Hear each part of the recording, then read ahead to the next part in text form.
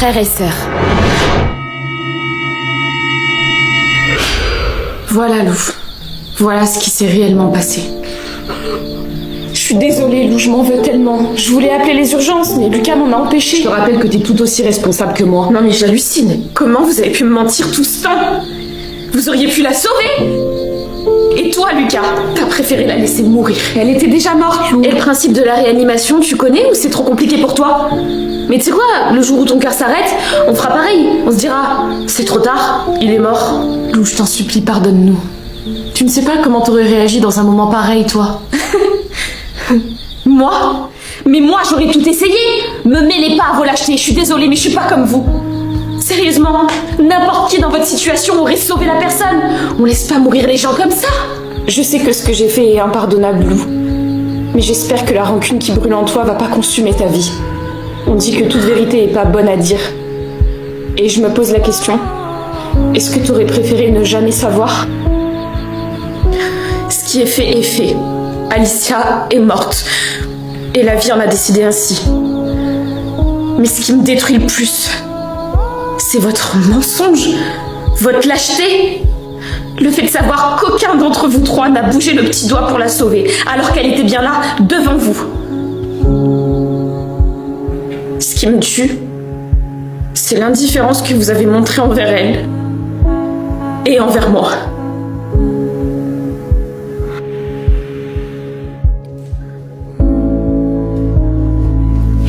Lou,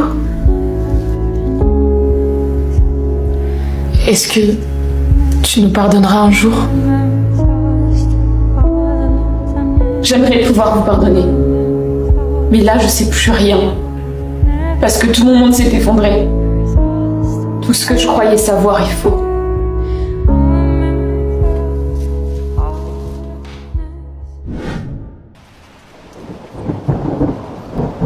Faire le deuil de quelqu'un est déjà une épreuve en soi. Mais devoir le faire une seconde fois, c'est insoutenable. Les circonstances de la mort d'Alicia n'ont rien d'un accident. C'est un meurtre. Et les meurtriers, pour la plupart, partagent encore mon toit. Je vois leurs tentatives désespérées pour obtenir mon pardon. Mais avant que la vérité ne m'éclaire, avant que leur secret ne soit dévoilé, ils ne ressentaient aucun remords. Ils n'étaient pas désolés pour tout ça.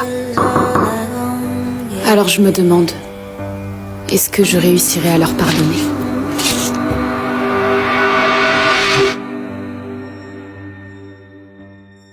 Frères et sœurs. Alors je me demande, est-ce que je réussirai à leur pardonner ?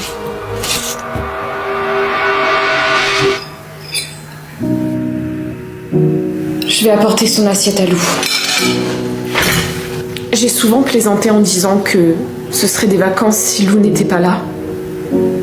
Mais voilà 6 mois qu'elle partage plus nos repas. Et chaque jour loin d'elle me semble une éternité.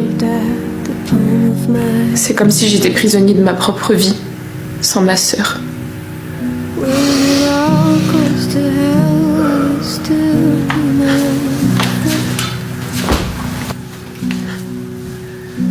Je vais manger avec vous aujourd'hui. Ça vous dérange ? Non, au contraire. Viens, assieds-toi avec nous. Petit à petit, j'ai avancé vers eux, franchissant les murs invisibles que la douleur avait dressés entre nous. Malgré leur trahison, ils restent ma famille. Et malgré tout, je ne peux m'empêcher de les aimer, d'un amour qui dépasse la raison, d'un amour inconditionnel. Bien, comme vous le savez, c'est le dernier jour pour rendre l'exposé final. Je vais donc... Ah non, j'ai oublié de le faire. Merde, il faut que je réfléchisse. Bon, on va commencer par élaborer un plan. La prof nous donne un joker dans l'année. Droit à l'erreur. Mais malheureusement, je l'ai déjà utilisé. Il me faut donc une autre idée. Qu'est-ce que je pourrais dire ?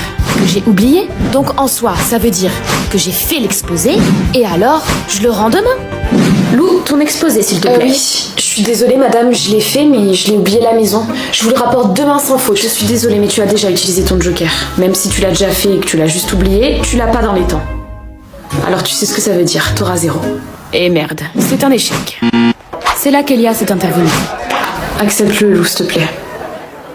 Attends, quoi ? Il a découpé son prénom et mis le mien. Elias, je peux pas accepter. Tu vas sacrifier ton année scolaire juste pour avoir mon pardon, et je suis désolée, mais non. Comme je t'ai déjà dit, j'ai pas envie que la haine te consume. Alors je fais des petits trucs pour te permettre de moins me détester, et que la vie soit plus simple à vivre, quoi. Parce que malheureusement, je peux pas disparaître. Salut Lou. Madame, je suis désolée, j'ai oublié mon exposé. Elias, c'est bien la première fois que ça t'arrive. Eh bien, ça fait un joker en moins. Je sais. Vous devriez aller voir Lou, je crois qu'elle a retrouvé son exposé d'ailleurs. En y réfléchissant, Alicia aurait été brisée de nous voir divisés à cause de sa mort. Alors, je choisis l'amour plutôt que la haine, le pardon plutôt que la rancœur. Je choisis d'être heureuse.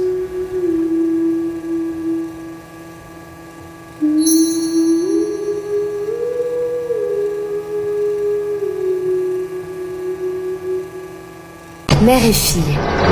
Il y a des liens qui défient le temps. Une mère et sa fille, un amour aussi beau que chaotique. Ariane, c'est là. J'ai pas envie, pitié, laissez-moi dormir. Oh, mais attends, je crois que j'ai une idée. Alors, développons ça. L'idée, c'est de dire à maman que je suis malade. Oui, mais maman est futée. Donc, elle va sûrement se dire que c'est un mensonge. Sauf que, si je dis que j'ai mal au ventre, elle a aucun moyen de vérifier si c'est un mensonge. Et alors, elle me dira de rester à la maison. Point faible, trop forte. Bon, Ariane, là, debout, tu te lèves. Oh, maman, j'ai tellement mal au ventre ce matin. Je sais pas ce que j'ai, c'est un truc de fou, mais... Bah, tu vas où? Tiens, prends ça et ça ira mieux.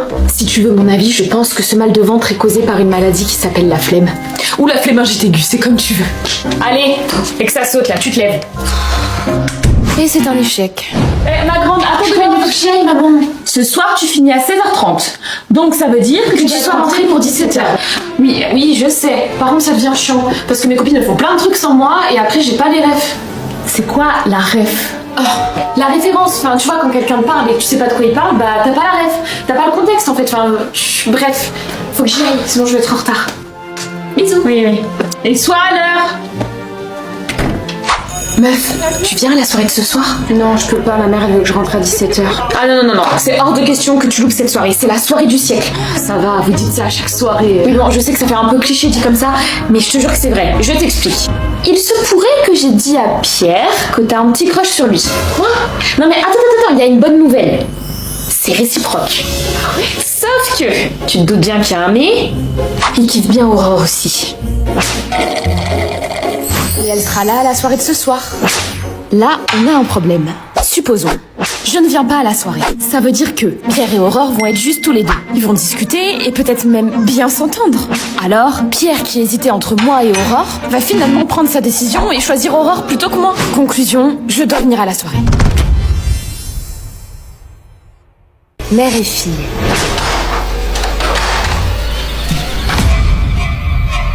Je peux tout expliquer, viens par là. Non, t'es trop stricte avec moi. J'ai plus 12 ans. Ne retourne pas la situation. Est-ce que je dois te rappeler que tu es sortie en pleine nuit sans mon autorisation? Je sais ce que j'ai fait. Mais peut-être que si tu m'étouffais pas, je ferais pas les choses dans ton dos. Arrête de hurler. Il est 6h du matin, tu veux réveiller tous les voisins? Toi aussi tu viens de crier là. Ariane, je ne veux plus jamais t'entendre sortir le soir sans mon autorisation. Est-ce clair? Ouais, bah toi tu te gênes pas pour sortir le soir en cachette, il me semble. Pardon? N'importe quoi, c'est ton imagination. Que veux-tu que j'aille faire le soir? Allez, tu files dans ta chambre maintenant. Bah tiens. J'ai rendez-vous avec Pierre ce soir. Attends, elle est en train de me narguer là? Super, et est-ce que t'as bien révisé tes mensonges avant d'y aller? Qu'est-ce que tu veux dire? Aurore, pas de ça entre nous, tu dis aucun livre. Ton marque-page, il est encore à la page 2 depuis 2019. Bah dis donc, je te trouve très culottée. C'est pas toi qui disais que t'aimais beaucoup lire pour impressionner Pierre?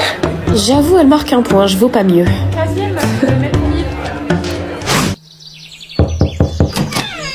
Je t'ai pas dit d'entrer.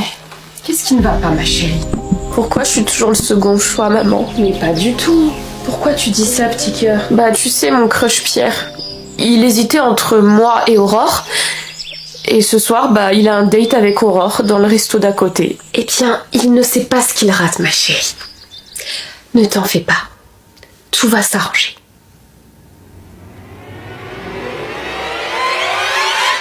Ariane, présente Aurore. Est-ce que quelqu'un sait où est Aurore? Non. Pierre? Quoi? Bah, elle était avec toi hier, non? Bah non, pas du tout.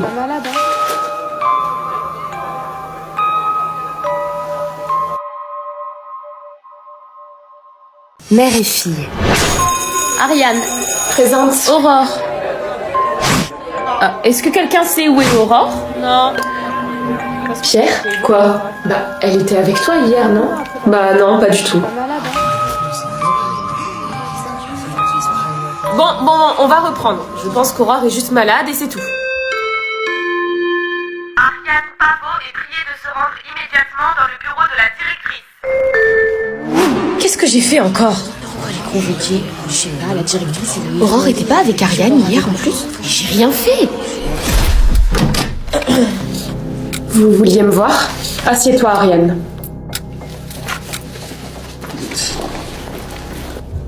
Est-ce que tu es proche d'Aurore? Alors, comment dire?